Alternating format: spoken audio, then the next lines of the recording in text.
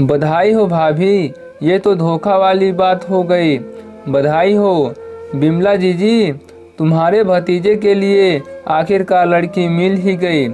अब तो शादी की तैयारियां शुरू कर दीजिए, क्योंकि भतीजे की शादी में घर की बेटियां ही तो धमाल मचाती हैं।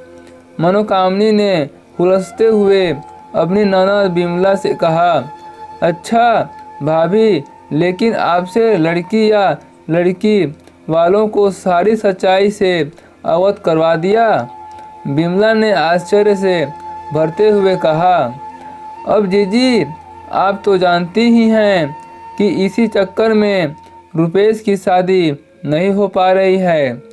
सच्चाई तो यह है कि सच्चाई की वो पता चलते ही लड़की वाले पलट कर नहीं देखते। मनोकामनी ने यह कहते हुए थोड़ा मायूस सी हो गई। आखिर कब तक रुपेश कुंवारा बैठा रहेगा? इसलिए इस बार हमने और तुम्हारे भैया ने सोचा कि शादी के बाद जो होगा देखा जाएगा। मनोकामनी बिमला को समझाते हुए बोली, लेकिन भाभी, ये तो एक तरह से धोखा देना हुआ ना। बिमला मनोकामनी की बात से बिल्कुल भी आश्वस्त नजर नहीं आ रही थी।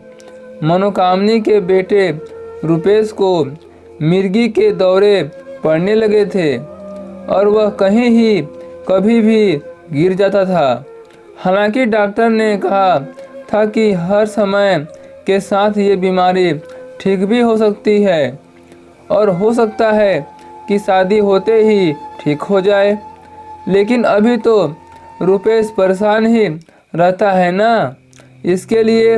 लेकिन जीजी, हम लोग भी तो लड़की वालों से समझौता कर रहे हैं, क्योंकि लड़की के माँ बाप और ज़्यादा गरीब हैं। लड़की भी कोई खास लिखी पढ़ी लिखी नहीं है और सांवली भी है। और फिर हम लोगों ने दोनों की तरफ का खर्चा उठाने का वादा जो किया है। मनोकामनी हार मानने को तैयार ही नहीं थी। लेकिन भाभी, सिर्फ एक बार दिल पर हाथ रख कर सोचिएगा कि अगर आपकी बेटी होती तो क्या आप ऐसे लड़के के साथ ब्याहती आपकी बच्चे को? बिमला भी झुकते को तैयार नहीं थी। चाहती थी वो भी थी कि उसके भतीजे का ब्याह हो जाए। लेकिन सच्चाई तो यह थी कि वह सच्चाई को छुपाने पर नहीं। ठीक है जीजी, आप जैसा चाहती हैं, मैं आज से ही लड़की वालों को सब कुछ बता दूंगी और यह भी बता दूंगी कि डॉक्टर ने जल्दी ही उसके ठीक होने की संभावना भी जताई है। चलिए शाम को उनका जवाब बताते हैं। मनोकामनी को फ़ोन करते हुए बोली, और शाम को?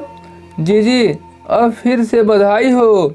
लड़की वालों ने की पहचान के ही एक मिर्गी के डॉक्टर हैं और वो लोग बोले कि मिर्गी कोई बहुत बड़ी बीमारी नहीं है।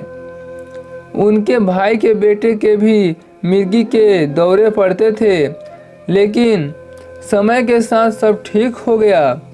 हमको इस शादी के लिए कोई भी आपत्ति नहीं है। हम लोगों को आपका व्यवहार और बेटा सब कुछ पसंद ही था। लेकिन सच्चाई बताकर आप लोगों ने और हमारा दिल जीत लिया। धन्यवाद जीजी, आपने हमारी आंखें खोलकर रख दी, क्योंकि हमको यह पता ही नहीं था कि धोखा करने से बचा लिया। मनोकामनी के शब्दों में साथ साथ खुशी भी थी। भाभी, धन्यवाद की कोई बात नहीं है, लेकिन पता नहीं क्यों मेरा ज़मीर बिना सच्चाई बताए शादी करने के लिए घबरा नहीं कर रहा था। लेकिन अब मैं अपने भतीजे की शादी में दिल खोलकर मस्ती करूंगी। बिमला भी चहकते हुए बोली, और भाभी, अब मैं आपको अपने भतीजे की शादी की असली बधाई देती हूँ। मनोकामनी सचमुच बहुत खुश थी, क्योंकि उसको उसकी ननद ने एक बड़ी गलती करने से जो बचा लिया था। यह कहानी पूर्णतः स्वचालित है और मौलिक है। तो दोस्तों, आपको इस कहानी को पढ़कर क्या शिक्षा मिलती है, कमेंट बॉक्स में ज़रूर बताइएगा। और चैनल पर पहली बार आए हैं तो चैनल को प्लीज़ लाइक शेयर सब्सक्राइब जरूर कीजिएगा। आप लोगों की बहुत सपोर्ट की ज़रूरत है। ठीक है दोस्तों, फिर मिलते हैं एक नए इंटरेस्टिंग स्टोरी के साथ।